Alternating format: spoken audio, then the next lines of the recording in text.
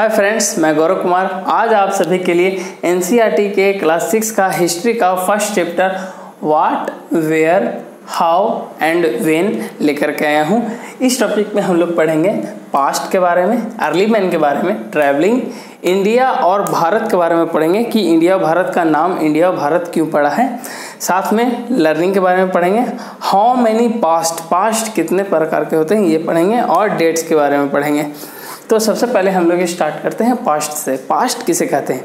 तो पास्ट हम लोग उसे बोलेंगे जैसे कि जो समय बीत गया है उसको हम लोग पास्ट में कंसीडर करते हैं। जैसे हम लोग बोलेंगे कि यस्टरडे यानी कि कल जो कि बीत चुका है, यस्टरडे को उसमें हम मेंशन करते हैं, ये एक पास्ट है। या फिर हम बोलेंगे द डे बिफोर या फिर बोलेंगे 4 days बिफोर, ये सब आपके पास्ट है। जो समय बीत चुका है उसको हम लोग पास्ट बोलते हैं। और हम लोग पास्ट में क्या हुआ है उसको पढ़ने को चीज को हम लोग हिस्ट्री में बोलते हैं कि उसको हिस्ट्री में ही पढ़ा जाता है कि 100 साल पहले या फिर 200 साल पहले क्या हुआ था, मतलब व्हाट, वेयर मतलब कहाँ हुआ था, हाउ वो हुआ था वो चीज़ तो कैसे हुआ था, और व्हेन मतलब कि कब हुआ था वो। तो इन सारी चीज़ों को पढ़ने को हम लोग मिलता है हिस्ट्री में। और ये सारी चीज़ें आपका पास्ट है यानी कि वैसी चीज़ें, वैसा समय जो कि बीत चुका है। तो पास्ट में हम लोग सबसे पहले पढ़ेंगे अर्ली मैन के बारे में, जो कि सबसे पहले आए थे, पुराने आदि मानव जो कि सबसे पहले हमारे धरती पर आए थे। तो अर्ली मैन मेनली एक बहुत साल पहले आए थे। ये हमें 100 साल पहले की बात नहीं कर रहा हूँ, ये मैं बात कर रहा हूँ 25,000 26,000 लाखों साल पहले का मैं बात कर रहा हूँ। तो इस चैप्टर के स्टार्टिंग में एक रसीदा नाम की लड़की है, वो एक बुक पढ़ते हुए रहती है। उस बुक में लिखा हो रहता है 100 साल पहले। वो बिल्कुल शॉक हो जाती है, 100 साल पहले, ये किसी को कैसे पता हो सकता है कि 100 साल पहले क्या हुआ था। तो उसी चीज़ को ही पास्ट कहा जाता है जो कि हम लोग पढ़ेंगे। और अर्ली मैन के बारे में हम लोग सबसे पहले जानेंगे। ये तो 100 साल पहले का बात नहीं, हम लोग जा रहे हैं लाखों साल पहले। तो अर्ली मैन, ये जो अर्ली मैन थे ये मेनली वाटर बॉडीज के किनारे में रहते थे, और या तो रिवर के किनारे में या फिर उसके ट्रिब्यूटरीज के किनारे में रहते थे। ये मेनली क्या खाते थे, क्या पीते थे, क्या पहनते थे, क्या खेलते थे, ये सब चीज़ें ही जाना जाता है आपका पास्ट में। और ये जो अर्ली मैन थे ये मेनली रिवर के किनारे रहते थे और वहाँ पर का फूड खाते थे। मेनली इन लोगों को फूड मिलता था ट्रीज से, जो फ्रूट्स मिलता था वो लोग खाते थे, और साथ में ये एनिमल को मार करके उसका मीट खाते थे। यही उनका खाने का फूड था। ये ग्रो करना नहीं जानते थे, अनाज को ग्रो करना नहीं जानते थे, इसलिए जो उनको फ्रूट्स मिलता था उस जगह में उसी फ्रूट को ही खाते थे। और जहाँ वहाँ पर का जो भी जानवर है उसको मार के खा जाते थे, और उसके बाद फिर वहाँ से निकल जाते थे दूसरी जगह में फूड की ही तलाश में। मेनली अर्ली मैन एक नोमैडिक लोग थे। ये साथ में एक बहुत ही स्किल गैदर्ड भी थे। ये काफ़ी चीज़ों को इकट्ठा करना भी जानते थे, जैसे फल फूल ये सब को इकट्ठा भी ये करते थे, मीट को भी इकट्ठा करते थे आगे समय के लिए। सबसे पहले अर्ली मैन ने सुलेमान और किरथार हिल के पास में आपका वीट और बार्ले को ग्रो करना सीखा था 8000 ईयर्स एगो। सबसे पहले इन्होंने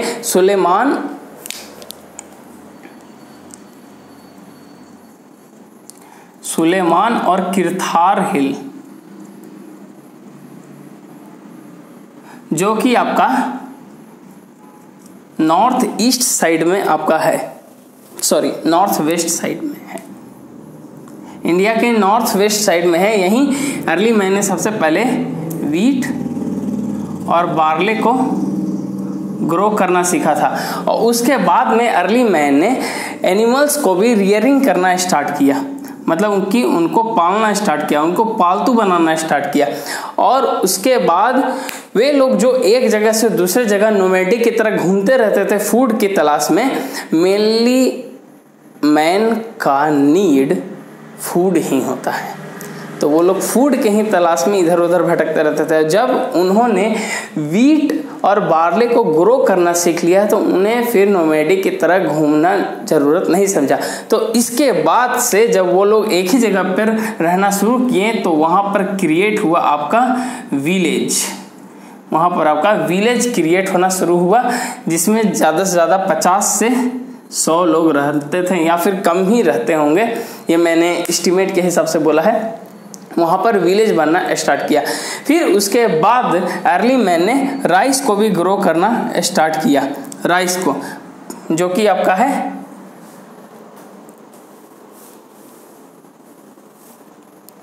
नॉर्थ ईस्ट के साइड में,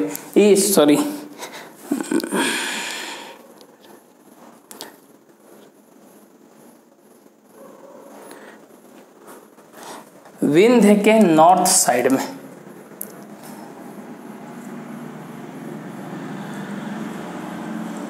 विंध्य के नॉर्थ साइड में आपका ग्रो करना स्टार्ट किया था राइस आपका। विंध्य जो कि आपका एक माउंटेन है, जो कि आपका एक ब्लॉक माउंटेन है, ये एक ब्लॉक माउंटेन है आपका विंध्य, उसी के नॉर्थ साइड में उन्होंने सबसे पहले राइस को ग्रो करना स्टार्ट किया। और वीट और बार्ले को आपका सुलेमान और किरथार हिल्स के पास में ग्रो करना स्टार्ट किया। और उन्होंने फिर उसके बाद जानवरों को रियरिंग या फिर पालतू बनाना भी स्टार्ट किया। और सबसे पहले उन्होंने उसके बाद विलेज में अब वो लोग रहने लगे, क्योंकि अब उन्हें किसी दूसरी जगह जाने का ज़रूरत नहीं था। तो ये आपका विलेज आपका मिला है गोरा हिल्स के पास में, गोरा हिल्स के पास में आपका मिला है, और विंध्य के सेंट्रल में आपका मिला है, विंध्य के सेंट्रल में आपका मिला है। ये आपका जो विलेज था उनका आपको गोरा हिल्स के पास मिला है, और विंध्य जो कि आपका एक माउंटेन है उसके सेंट्रल में आपका ये विलेज मिला है अर्ली मैन का। अर्ली मैन उसके बाद जब विलेज में बसना स्टार्ट कर दिए उसके, और फिर उन्होंने राइस भी ग्रो करना सीख लिया, उसके बाद वो फिर सिटी में तब्दील होने लगे, क्योंकि अब ज़्यादा से ज़्यादा लोग एक ही जगह पर अब रहना स्टार्ट कर दिए थे। लगभग 2500 साल पहले 2500 ईयर्स अगो गंगा और उसकी ट्रिब्यूटरीज नदी के किनारे, गंगा और उसकी ट्रिब्यूटरीज रिवर के किनारे सबसे बड़ा सिटी, उन्होंने सिटी बनाना स्टार्ट किया, जो कि आपका सबसे पावरफुल सिटी था उस साइड में, जो कि आपका गंगा के साउथ साइड में था, साउथ साइड में, जिसको हम लोग मगध के नाम से जानते हैं, मगध, जो कि आपका बिहार का एरिया में आता है, बिहार यूपी ये सब उसका एरिया में आता था मगध आपका, जो कि सबसे पावरफुल आपका सिटी में था। उन्होंने सबसे पहले सुलेमान और किरथार हिल के पास में, जो कि नॉर्थ वेस्ट साइड में है, उन्होंने वीट और बार्ले का ग्रो करना स्टार्ट किया, और उसके बाद उन्होंने जानवरों को रियरिंग या पालतू बनना स्टार्ट किया। फिर उसके बाद विलेज स्टार्ट कर दिया गोरा हिल्स और विंध्य के सेंट्रल में, और उसके बाद राइस को भी ग्रो करना स्टार्ट किया, जो कि विंध्य के नॉर्थ में और स्टार्ट किया। और फिर उसके बाद उन्होंने गंगा उसकी ट्रिब्यूटरीज रिवर पर सिटी क्रिएट होना स्टार्ट हुआ, जो कि सबसे पावरफुल सिटी था आपका मगध। तो ये आपका अर्ली मैन के बारे में है। उन सबसे पहले कुछ भी नहीं जानता था और उसके बाद सिटी तक पहुंच गया। हम आगे आते हैं ट्रैवलिंग में। अर्ली मैन ट्रैवलिंग भी करते थे। क्यों ट्रैवलिंग करते थे?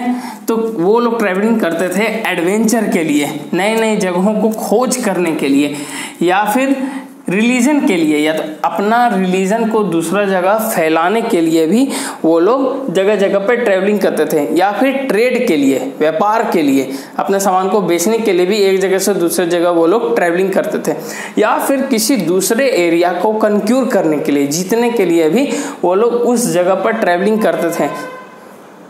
आगे आते हैं इंडिया और भारत कि इंडिया का नाम इंडिया या फिर भारत का नाम भारत क्यों रखाया। तो मेनली हमारा जो इंडिया है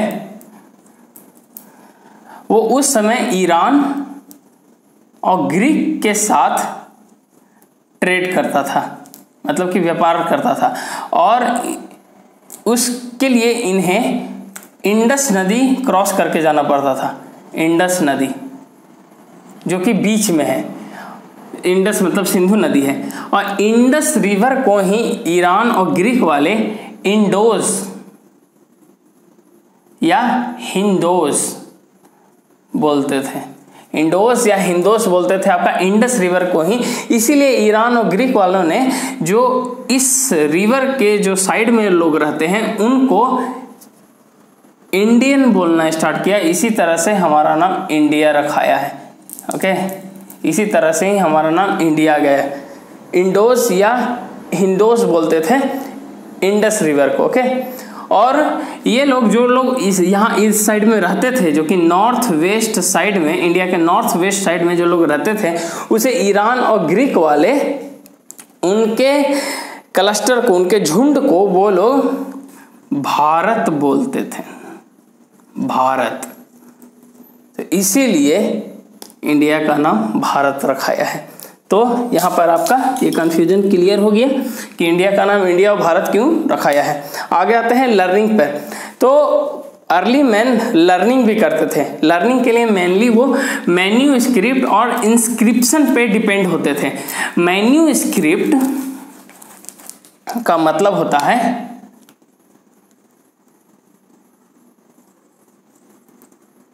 मैन्यूस्क्रिप्ट एक लैटिन वर्ड है। ओके,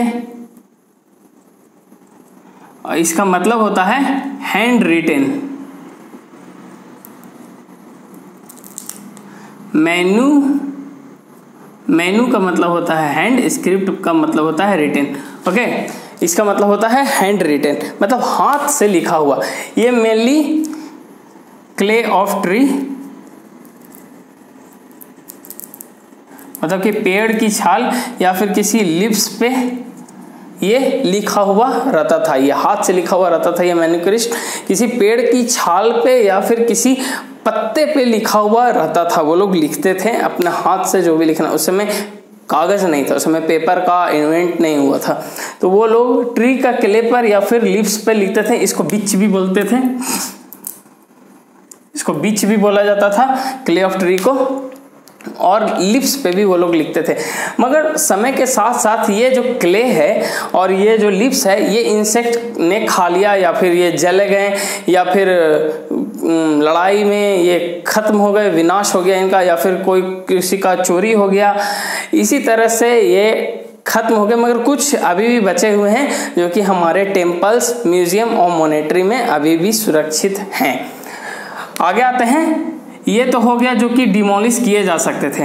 एक और तरह का लर्निंग होता था जिसको बोलते थे इंस्क्रिप्शन।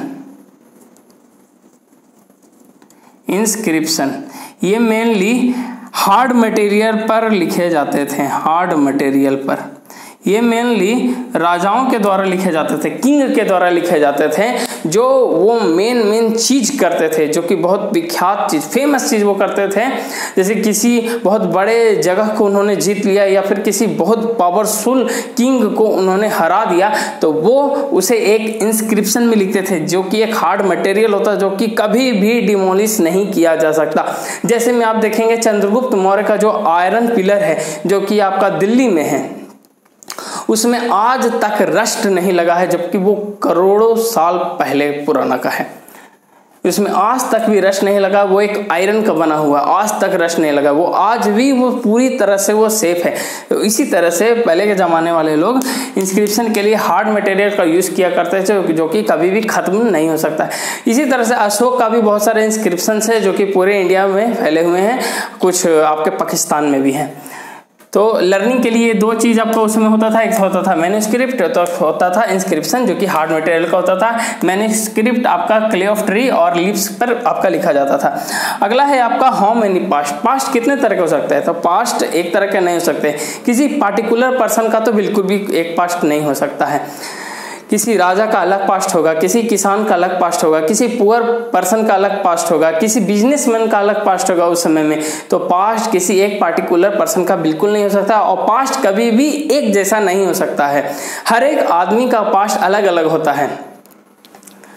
तो आगे हम आते हैं डेट्स पे। आज के समय में हम डेट्स को कैसे बोल सकते हैं? जैसे कि किसी ने आपसे पूछा कि आज कौन सा दिन है, आज कौन सा दिन है, आज सोमवार है, सॉरी आज मंडे है, या फिर वो आपसे पूछेगा कौन सा डेट है, तो आज है आपका 14 सितंबर, जो कि आज एक हिंदी दिवस है। तो आप सभी लोगों को हिंदी दिवस की शुभकामनाएं मेरी तरफ से। आज हिंदी दिवस है और आज 14 सितंबर है, आज मंडे है। फिर वो आपसे पूछ सकता है कि आज कौन सा मंथ है, तो आप बोलेंगे आज सितंबर है। फिर वो पूछेगा कि आज ये कौन सा ईयर है, तो आप बोलेंगे 2020 हो रहा है। इसके अलावा, इन 4 चीज़ों के अलावा वो आपसे कुछ नहीं पूछेगा। कौन सा मंथ है, कौन सा डेट है, कौन सा दिन है, कौन सा ईयर है, इन 4 चीज़ों के अलावा वो और कुछ भी आपसे पूछ नहीं सकता है। इसी को हम लोग डेट्स बोलते हैं, जिसमें मेजरमेंट पिछले समय में भी होता था। तो मेनली हम लोग आज DD, MM और YYYY पे चलते हैं। पिछले समय में भी जितने भी चीज़ हम लोग को मिले हैं, जितने राजा ये सब का, हम लोग सिर्फ उसका ईयर बता पाते हैं। डेट और मंथ हम लोग नहीं बता पाते हैं, सिर्फ उसका ईयर बता सकते हैं कि वो इतना ईयर में वो बना था। डेट और मंथ हम लोग नहीं बता सकते हैं।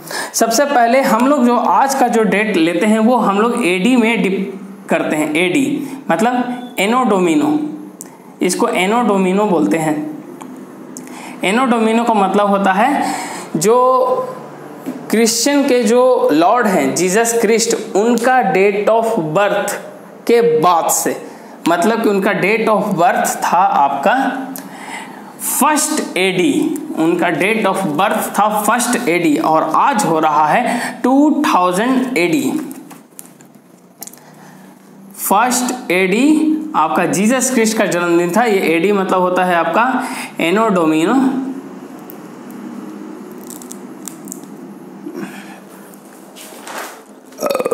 डोमिनी, ठीक, एनो डोमिनी होता है। और आज आपका चल रहा है 2020 AD, यानी कि जीसस क्रिस्ट के डेट ऑफ बर्थ से हम लोग 2020 ईयर बीत चुका है। इसको हम लोग AD भी बोलते हैं। AD को हम लोग CE भी बोलते हैं कभी कभी। CE का मतलब आपका होता है कॉमन एरा। CE को कॉमन एरा भी बोला जाता है। ये तो हो गया आपका जीसस क्रिस्ट के डेट ऑफ बर्थ के बाद से। तो जीसस क्रिस्ट के डेट ऑफ बर्थ के पहले को हम लोग क्या कहते हैं, तो उसके डेट ऑफ बर्थ के पहले को हम लोग BC में डिनोट करते हैं, मतलब बिफोर क्रिस्ट। बिफोर क्रिस्ट हम लोग बोलते हैं BC, ठीक। और BC को कभी कभी हम लोग BCE भी बोलते हैं, यानी बिफोर कॉमन एरा भी बोलते हैं, या फिर कभी कभी BP भी बोलते हैं, यानी बिफोर प्रेजेंट।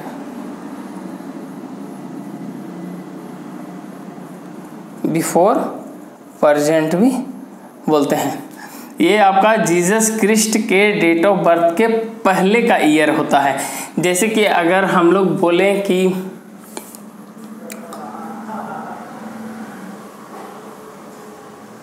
आपका गौतम बुद्ध जो थे, आपका गौतम बुद्ध, उनका डेट ऑफ बर्थ कब का था, तो वो आपका BC में जाएगा, ठीक।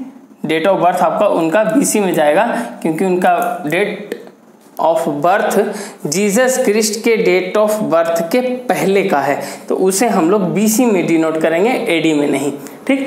तो यही आपका कुछ डेट्स का आज का मेजरमेंट है, जिससे मैंने आपको बता दिया।